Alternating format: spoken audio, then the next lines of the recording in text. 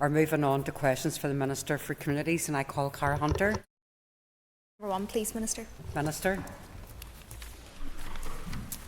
Principal Deputy Speaker, a ban on so-called conversion therapy will require legislation to be agreed by the Executive and passed by this House. There are no definitive timescales for this. Thank you, Madam Principal Deputy Speaker. I thank the Minister for his answer. Minister, recently a study on conversion practices in Northern Ireland was published, and it showed that 7 out of 10 people had endured conversion therapy via a faith-based practice. Can I ask the Minister what his assessment is of this newly published study? Does he acknowledge the importance of banning conversion therapy, and will he commit to this House to banning it within this mandate? Thank you. The member for her question. In relation to the report, it is one that I have received. I have started it, haven't made the way through it yet. It'll be an important part of the overall evidence base that we have, but it'll be by no means all that we need. So I look forward to taking evidence from a number of sectors so that we can take this legislation forward. Thank you, Principal Deputy Speaker, and I thank the Minister for his answer so far. I appreciate that the Minister is taking views from other sectors.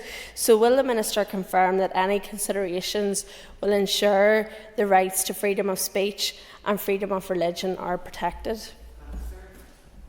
Yes, the member is absolutely right to highlight this. We clearly need to protect people from coercive, abusive and humiliating practices, but that must not be at the expense of freedom of expression, freedom of belief, freedom of religion or freedom of speech. And that's why it's so important that we have a proper definition of what conversion therapy actually is, because I think that's what's tripped people up in the past and led to unintended consequences. I think that's why we have had a number of problems in other legislatures that have been trying to get legislation like this through, but have had to grapple with some of those rights issues as well. So it's important that we do get it right. I call Owen Tennyson. Thank you, Madam Deputy Speaker. Forgive me if I've missed it, Minister, but I'm not sure that you've actually answered the question. Will we see a ban on conversion therapy in your department's legislative programme, and when can we expect to see that legislation in this House? Minister.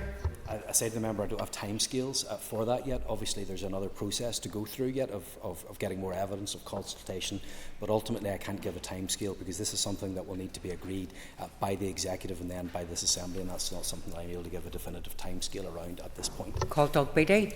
Thank you, Madam Deputy Speaker. Minister, in April 2021 this House debated a motion that I brought forward on the harmful practices of conversion therapy, which passed with a clear majority. Therefore, can I ask the Minister to outline in detail what his department has done since that vote was taken? Minister. Well, clearly there has been work ongoing. My predecessor commissioned and funded a report. Academics have taken that forward. I've only just received this report. I understand that my officials have also been working with colleagues in other jurisdictions to learn from their experiences, and there will obviously need to be further stakeholder engagement as we move forward. I call Jim Allister.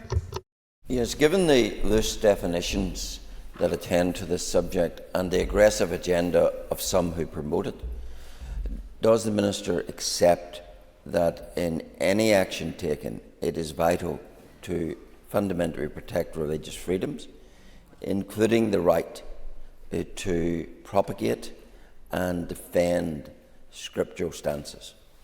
Minister.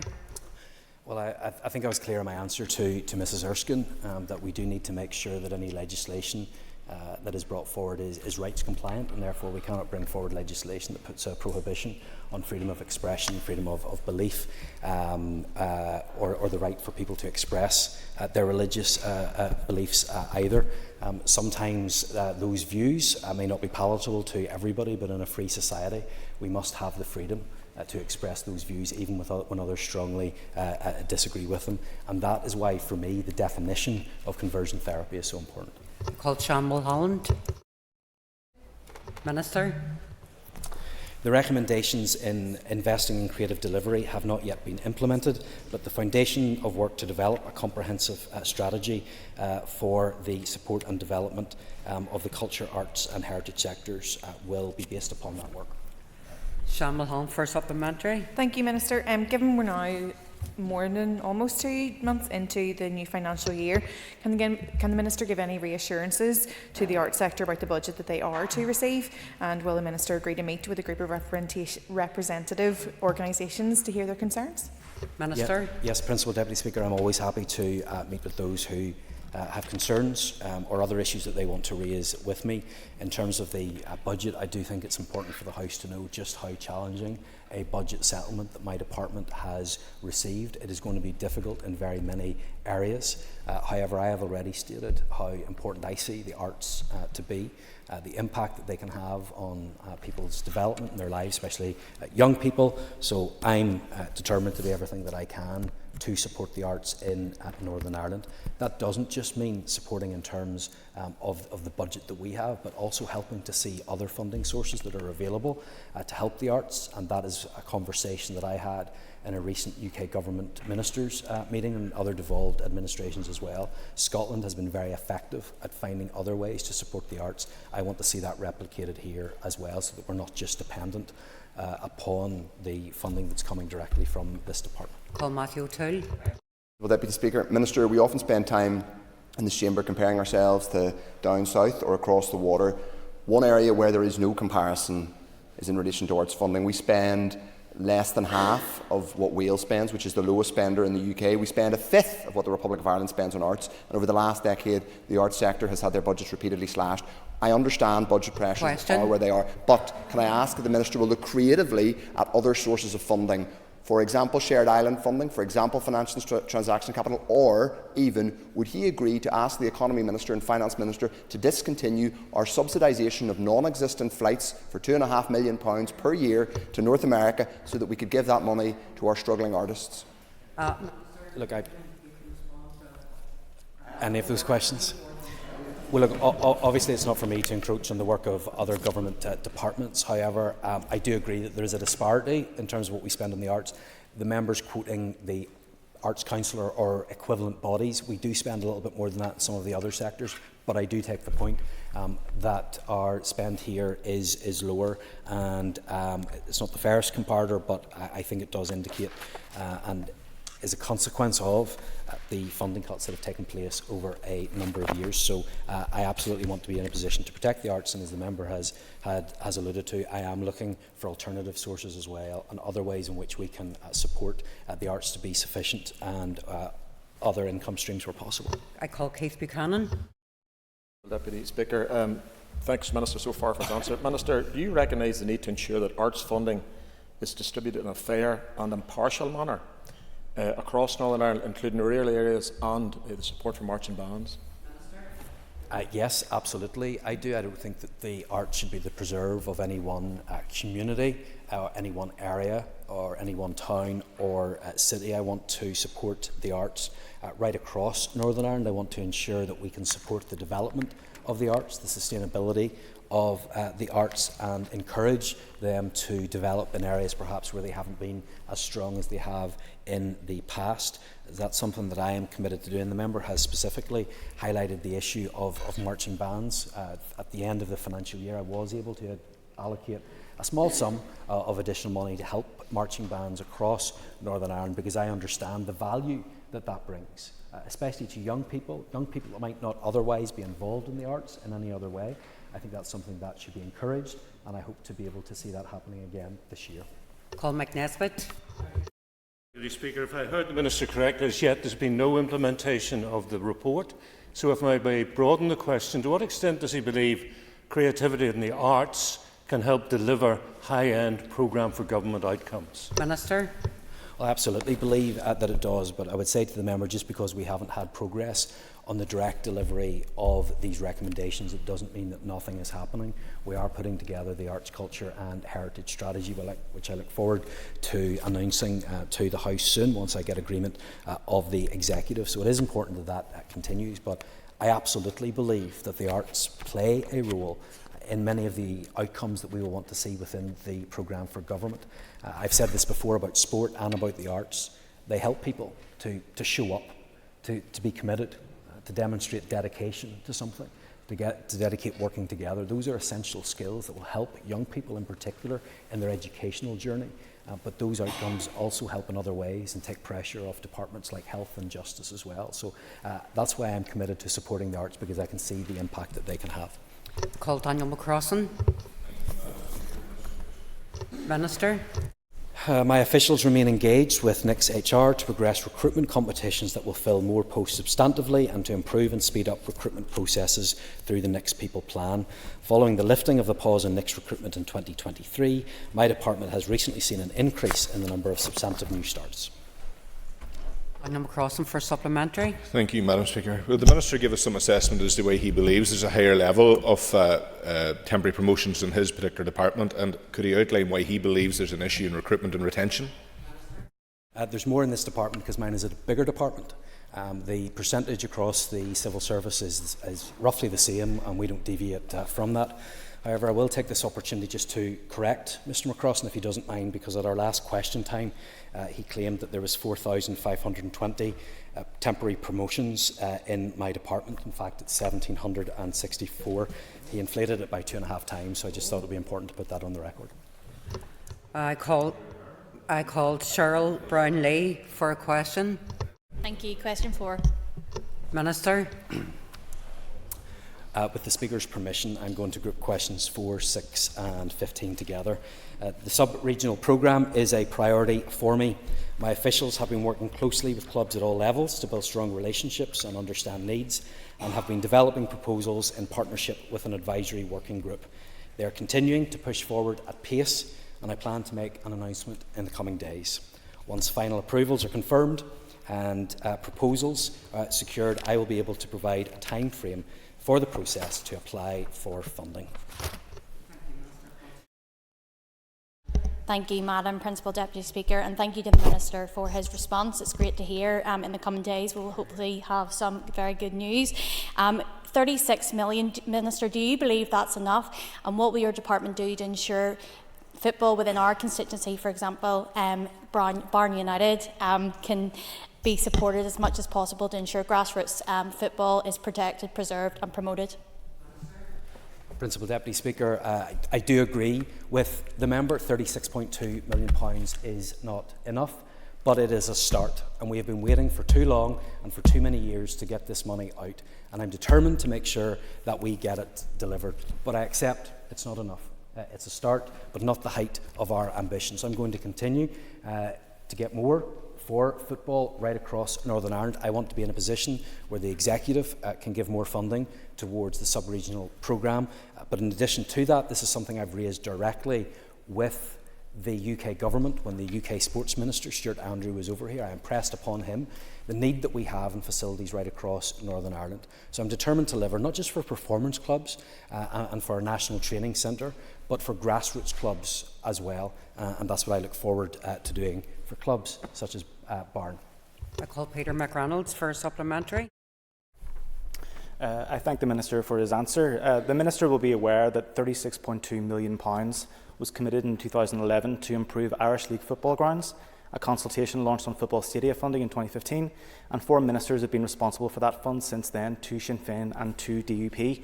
It will be crucial for clubs across Northern Ireland, no less than Corn in my constituency. Can the Minister confirm what amount of money is now needed 13 years later to meet the original aims of the programme, and from where he will hope to obtain that potential extra funding? Minister. Thank you. We need substantial more money, much more than £36.2 million. That's why I'm determined that we set out a long-term plan for football. This is a start. This £36.2 million I want to see dispersed soon, but it's not the height of our ambition. We will need more, and I look forward to working with clubs to deliver that Premiership and grassroots as well. I call Alan Chambers for supplementary.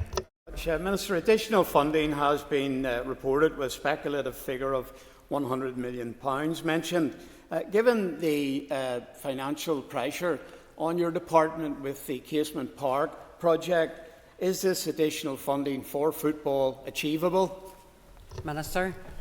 Well, I'm not looking at the short term. I'm not looking at the next 2 or 3 years. I'm looking at the longer term process for this. And that was a sum of money that was committed back in 2011, and nothing extra has been added in that time. So yes, I do believe that we can and should ensure that football has what it needs, not just so that we can meet the needs of young people, but it is an investment in our future as well, because getting more people more active more of the time is key for me, because it will have impacts on our health service and education system and justice system as well. This will be a good investment and I look forward to delivering it. I call Paula Bradshaw. Principal Deputy Speaker, my department invests significant annual grant funding in the region of £6.6 million to support the delivery of independent, community-based advice and debt services to people in our communities right across Northern Ireland. In 2022, my department moved to a minimum 2-year grant funding allocation, which will soon be extended for a 3rd year to assist sustainability and stability of services. Paula Bradshaw for supplementary. Thank you. Thank you, Minister, for your answer.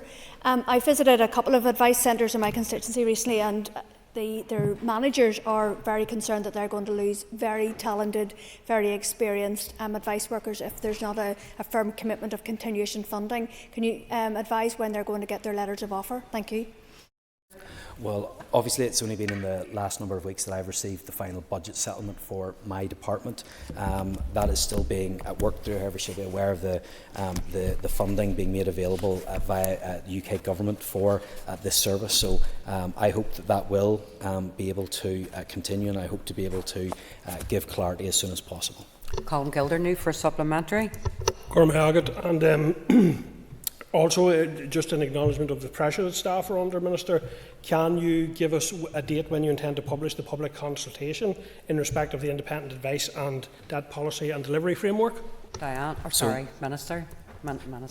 My officials have worked with the advice sector and engaged extensively with stakeholders to develop proposals for how we will support the delivery of integrated advice and debt services in the future through our funding, and I expect the consultation on these proposals to launch in the summertime. Diane Forsyth for supplementary.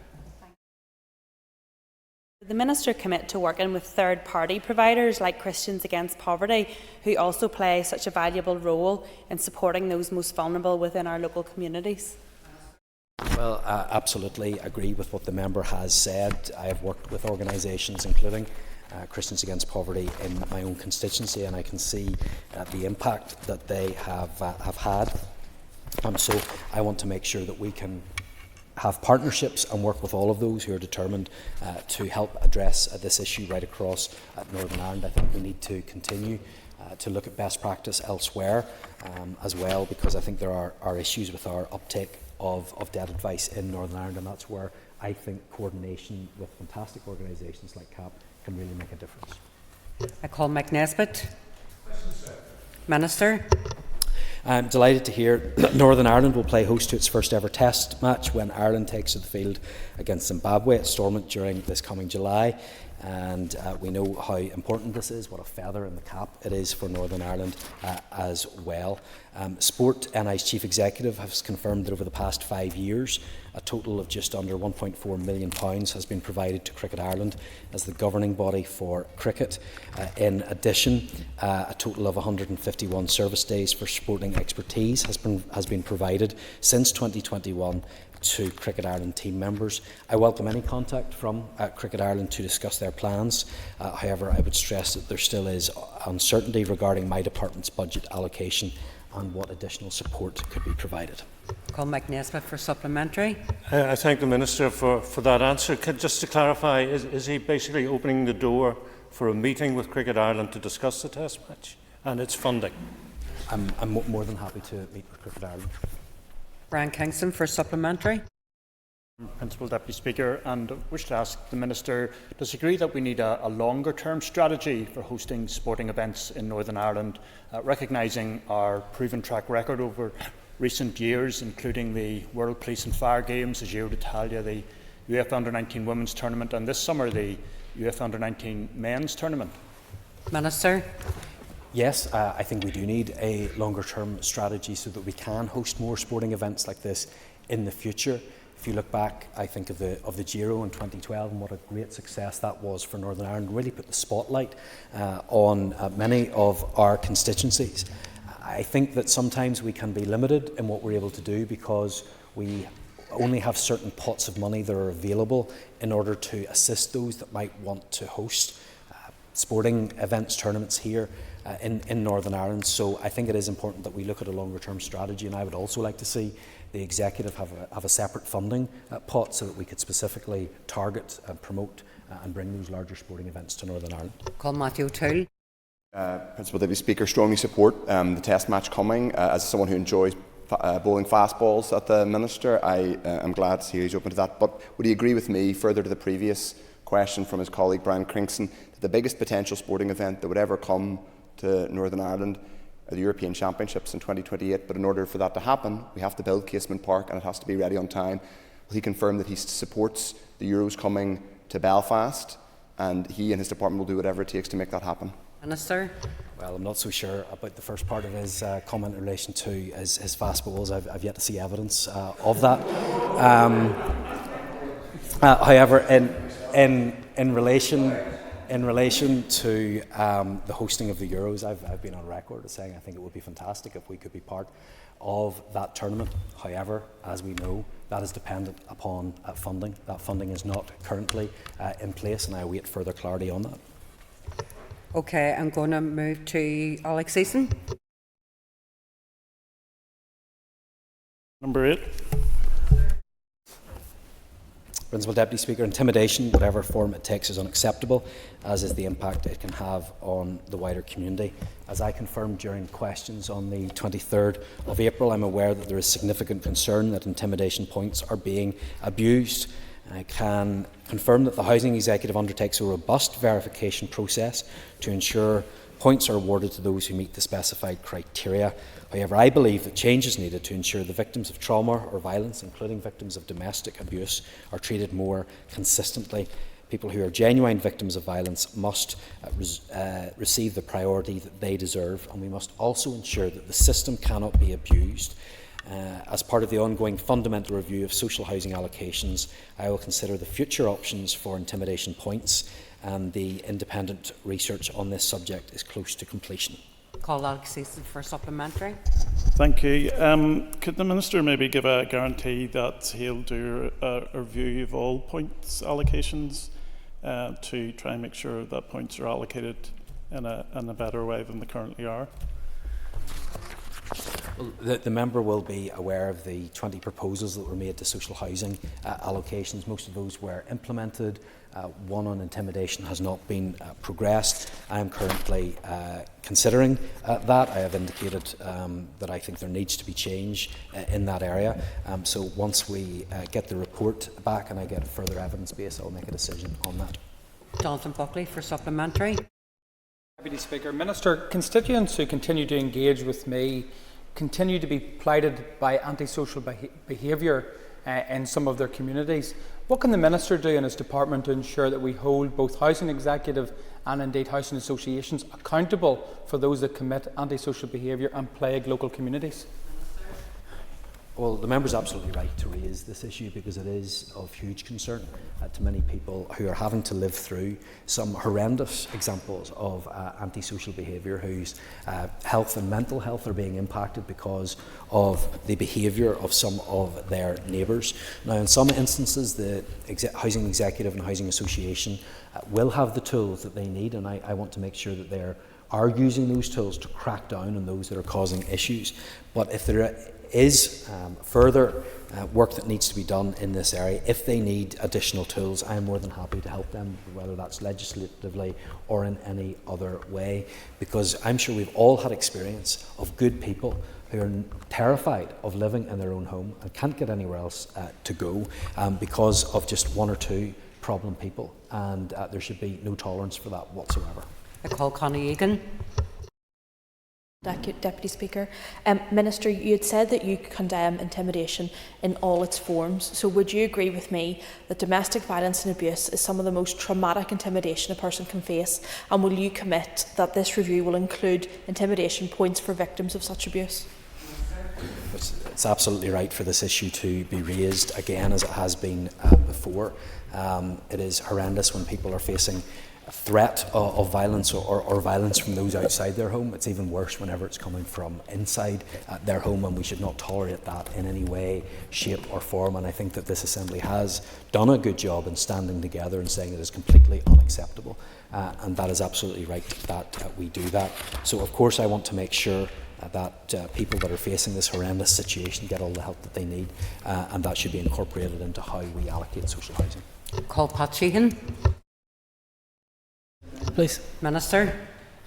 Ensuring that disabled people in Northern Ireland have the same rights and opportunities as the rest of our community is a key priority for me. I'm currently considering the next steps to be taken in the development of an executive disability strategy, which I intend to be taken forward at pace. This will include consideration of the need for a review and reform of disability legislation, which will include consideration of the benefits to be gained from incorporating the UN Convention on the Rights of Persons with Disabilities into devolved legislation.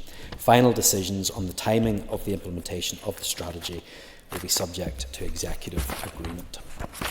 Call Pat Sheehan for supplementary. Thank the Minister for his answer. Can the Minister give a timeline for the publication of the disability strategy?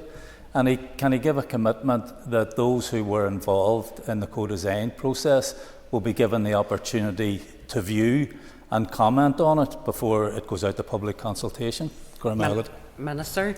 Well, obviously, it's really important that we have those that we're helping with the co-design of the strategy be kept up to date with what's happening, and for no other reason than to be a good sounding board for what we eventually come to. So I'm more than happy to take this forward and to discuss this further with those interested parties. I don't have a timeline yet for the disability strategy, but it is something that is important to me and something that I hope that we can progress at pace. Call Neil McAllister for supplementary.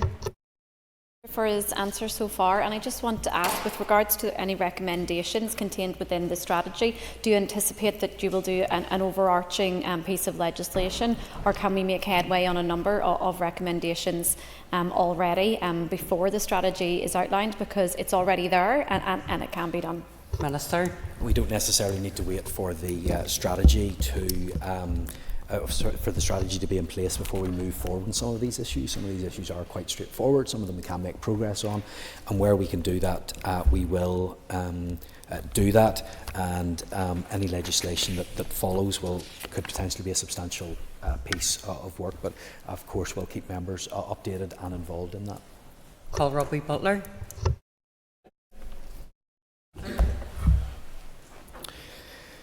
The delivery of new social housing units for people with disabilities will be delivered through the Social Housing Development Programme, subject to confirmation of the annual housing budget.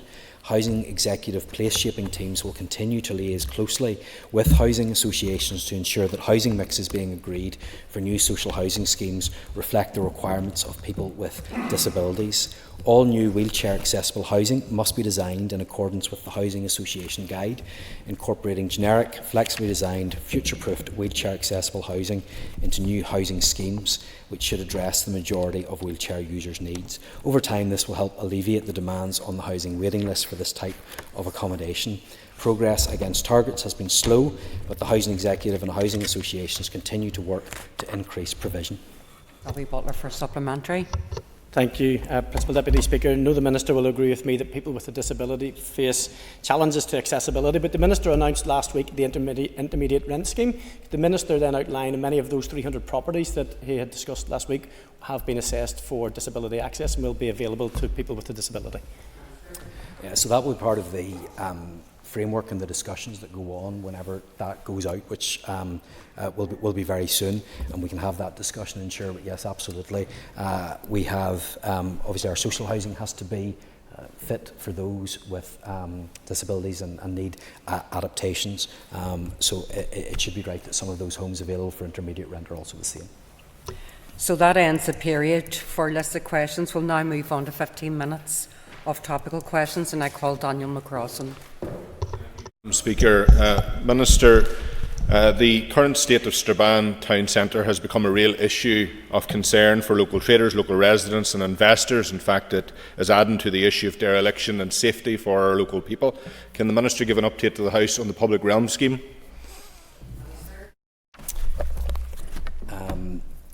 My department is working closely with Derry and Strabane District Council in relation to its City Deal proposals for regeneration. The Council have now submitted the outlined business case for the Strabane Town Centre regeneration for approval.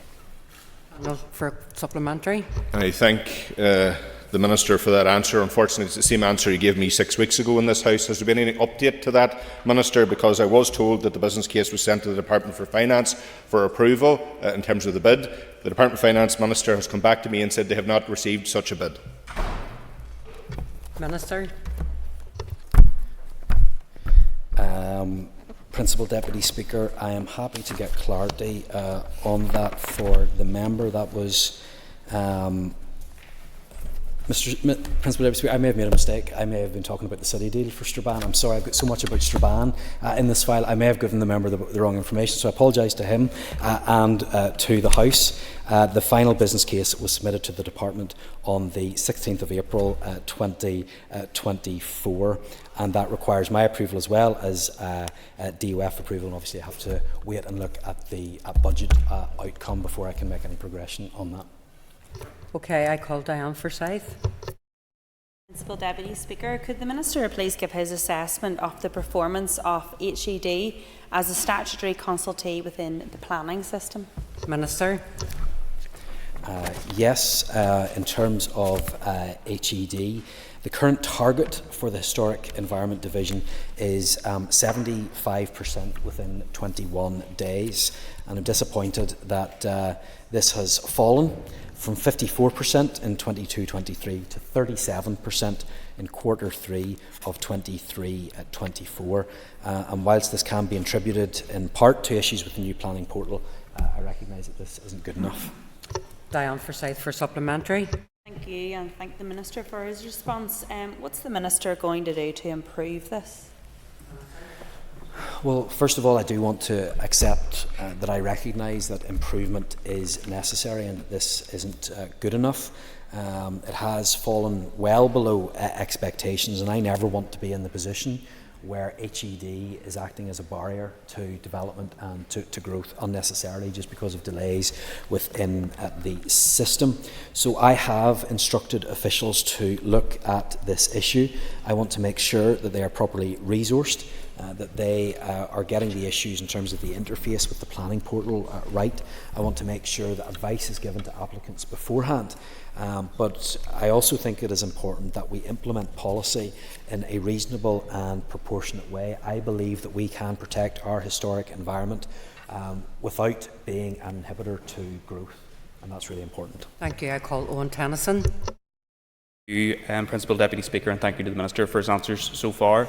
Minister, can I ask why your department isn't intervening earlier to prevent recipients of carers' allowance accumulating significant overpayment debt after breaching their weekly earnings cap? Minister. Yeah, I know that this is an issue of concern. I recognise the difficulty that it has caused for many people as well. We remain fully committed to assisting people who are repaying an overpayment debt and who are experiencing financial difficulties, and that support available includes help to develop tailored and affordable repayment plans, waiving an overpayment debt in exceptional circumstances, and signposting people to independent debt advice. And if the member has any constituents that he is concerned about and would like to refer to the Department's debt management team, I'd be more than happy to facilitate that. Call Owen Tennyson for supplementary. Grateful to the Minister for that answer. Minister, in GB they have a computer system which automatically flags when a carer exceeds their weekly earnings cap. Can I ask, do we have similar here, and if so, is it working properly? Minister. I don't have the specific details on that, but it's something I'm happy to bring to the member about. But he is correct to highlight the fact that we want to make sure that this doesn't happen in the first place. Prevention is always better, and I'm happy to look at that to see what it is that we can do so that this doesn't happen again. I call Tom Buchanan. I ask the Minister to give us an update on the reform of local government. Minister. So I understand that this is an issue of concern. We have had 10 years since the changes that took place in terms of local government. That is something that falls under the remit of this department, and it is something that we will be taking forward shortly. Tom Buchanan for a supplementary. Thank you again, and thank the Minister for his response. Would the Minister agree that there is a disconnect between various councils which needs to be addressed? Certainly, if the member has any specific issues that he wants to raise with me, I would be happy to do that. But really, councils, I would like to think that there wouldn't be a disconnect between the councils and the people that they represent. If that's what the member is referring to, I'd be happy to discuss that with him further. Call Robbie Butler. Principal Deputy Speaker, the Minister will be aware that I've written to him in regard to questions around thatched properties.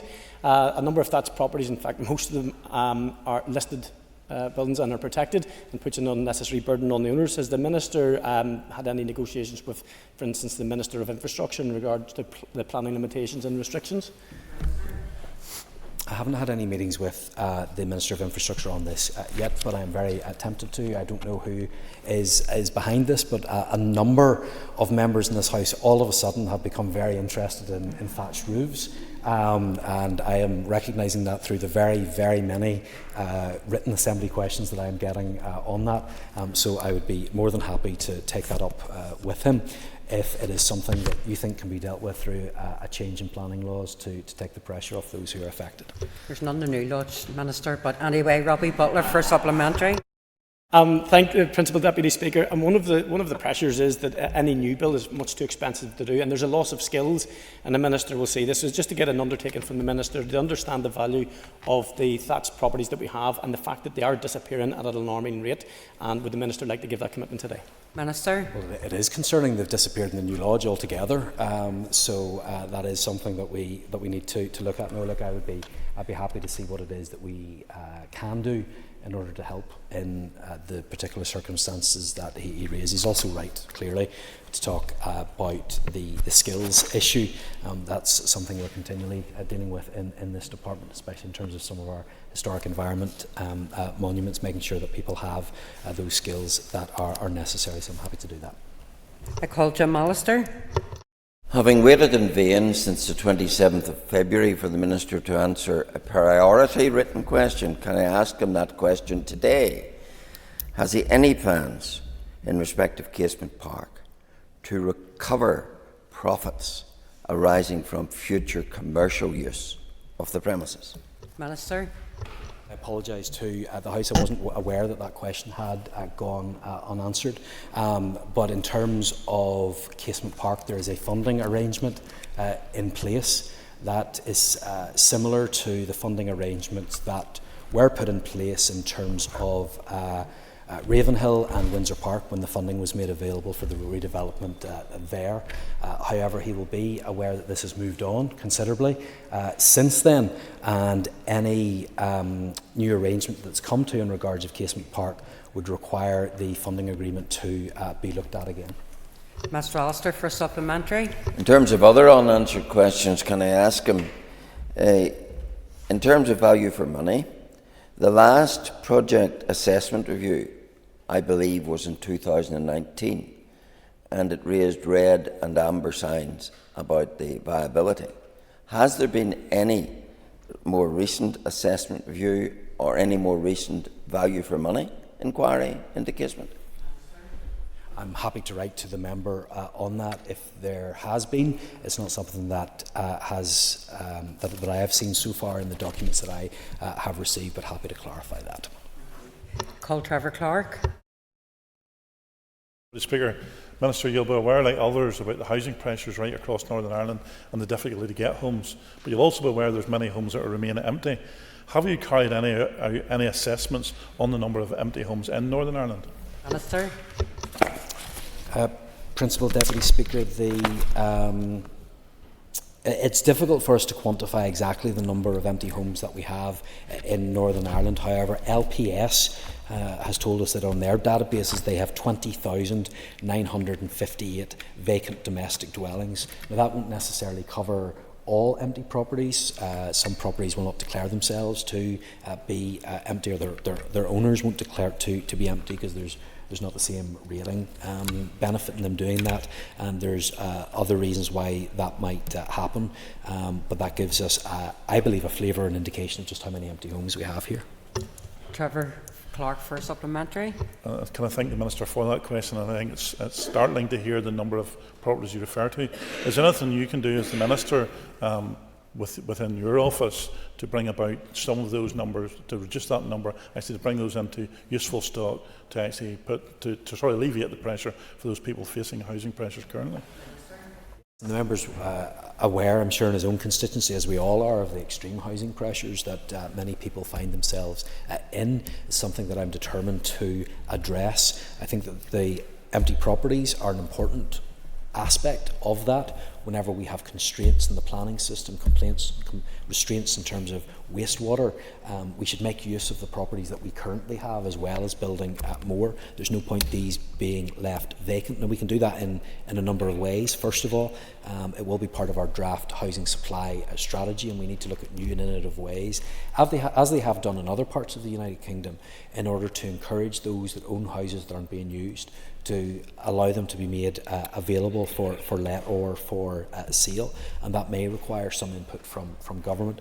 We also have the housing executive, and I need to make sure that they are in a position so that they can do the necessary renovations or refurbishments to empty homes so that they can be brought up to standard and rented out as well. Those are a number of steps that can be taken that could take the pressure off the housing stress that we have in Northern Ireland. Thank you, Minister. I call Diane Dodds. I recently met with Banbridge Rangers in my Upper Ban constituency, and they indicated that they had needed to find a significant amount of money in order to meet IFA regulations and upgrades. Will the Minister's announcement include good news for teams like Banbridge Rangers? Minister. Well, the member will not expect me to comment on clubs, individual clubs in her own constituency. Well, I suppose she actually probably does expect me to comment on clubs on her own constituency, but I hope that she'll understand why I'm not going to do that. But yes, it will help clubs like those in Banbridge, as she has mentioned, because the sub-regional stadia programme is not just going to help those performance clubs, but those grassroots clubs as well. And I think that is really important. I do not want us to be in a position where we are turning young people away from playing football because there are not the facilities there that they so that they can play. I've seen it in my own constituency where parents have had to take young people elsewhere, and some parents aren't able to do that, and young people are missing out, and I do not want that to be the case. Therefore, I want to make sure that the funding that is available, yes, helps with our National Training Centre, helps with performance clubs, but also helps with those grassroots clubs that do so much good. Now, I will be making an initial announcement in terms of the process for the £36.2 million, but I also hope that we'll be in a position soon to extend that further so that we can get all of our facilities right across Northern Ireland up to scratch. Diane Dodds for a supplementary. That is indeed very good news, Minister, and really recognises the importance of the grassroots game. Another aspect of the game that is really developing is the women's game. And there is an urgent need, just as rugby has got a significant amount of money, to upgrade facilities in relation to changing rooms, etc., etc. Will you be able to address this issue as well? Yes, absolutely, Madam Principal Deputy Speaker, and that's why the need is so big at the minute, because we have seen the incredible growth in the women's game, which has necessitated additional facilities and changing rooms and all the rest of it. And I think it's fantastic to see. It's great to see more people, especially young girls, getting involved in football. It's something that I welcome, and actually she's right, in rugby too. It's seen probably an even greater growth in that game. So it is important that we have those facilities so that we're not in any way hampering or hindering that growth, and that's why I'm determined to deliver for people on this issue. Minister, could I ask you whether your department will provide an uplift in funding to the Supporting People programme, given the inflationary pressures on project delivery and sustainability of services, including homeless services and learning disability providers? Minister, if less than a minute, go for it. Principal Deputy Speaker, I have a huge time and huge support for the Supporting People programme. I think it does an incredible job and helps people that would otherwise need much more serious and much more expensive intervention as well. Budget conversations are ongoing. He will be aware of the very tight budgetary environment that I am operating in, but I do want to be able to help the Supporting People programme because it makes a real difference in people's lives, and it's far more cost effective than what the alternative will be in very many cases. Quick response. And will you also be discussing that with the Housing Executive as well as your own departmental allocations? Yes. Please change the table for the next item, please. So